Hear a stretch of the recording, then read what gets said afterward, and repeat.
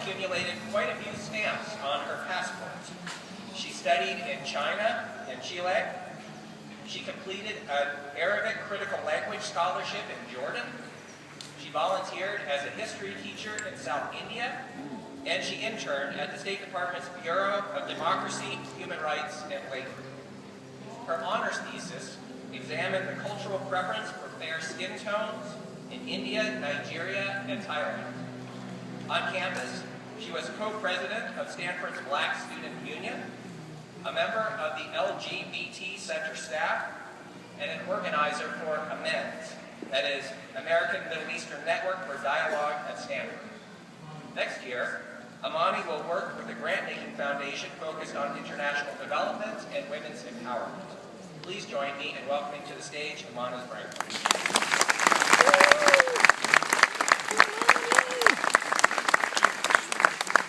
Thank you, Professor Toms. Okay, now I'm really all that stands between you and your diploma. I stand before you as the daughter of a Black Southern preacher, 150 years after the Emancipation Proclamation, 50 years after the March on Washington. I imagine my ancestors are thinking, look how far we have come. Yet our work is far from done. At Stanford, from international relations lectures to midnight conversations in the dorm, smells of late night wafting through the hallways, I've learned from my professors and peers what it really means to believe in social justice, to believe in continuing the circle of positive change that my ancestors began.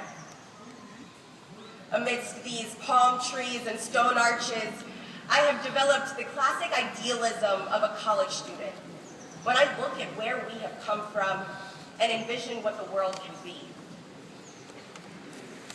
So I searched college student idealism in Urban Dictionary and found this: the time when naive 18 to 23-year-olds read deep literature, listen to college radio, and develop these hopeful yet unrealistic morals. Now, I'm sure you have heard it all before. It is endearing, albeit naive, for us to believe that life opportunity for all is within reach. But then you'll grow up, they say. You'll grow out of it. Mortgages, 401ks, war and urban decay, the sharp sting of the real world reminding you that despair does not go away when you close your eyes and dream. Those things will slowly shift you into a realistic cynicism.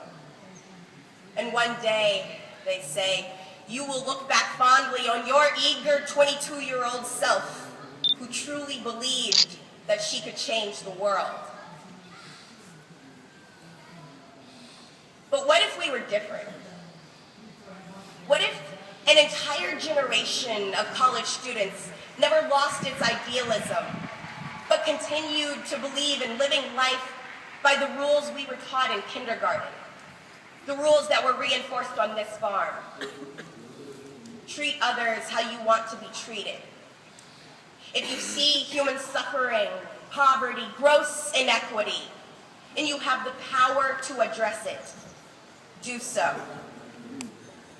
Stanford is known for producing graduates with a moral and intellectual commitment to combating injustice and violence wherever we see it. I believe we owe it to this university, to each other, to prove Urban Dictionary wrong, to become idealistic adults who know that our visions for the future are only outlandish if we let them be. Now, there's no formula for creating positive impact, but Stanford has given us a few vital tools for creating the change that we seek. From dinner conversations with host families abroad to that one TA who pushed you to think more deeply about your assumptions, we've learned to listen. We've gotten better at being humble, learning from the student down the hallway who has a totally different way of seeing the world. What Stanford has given us is an understanding of a community larger than ourselves. And it is that very understanding that empowers us to pay it forward.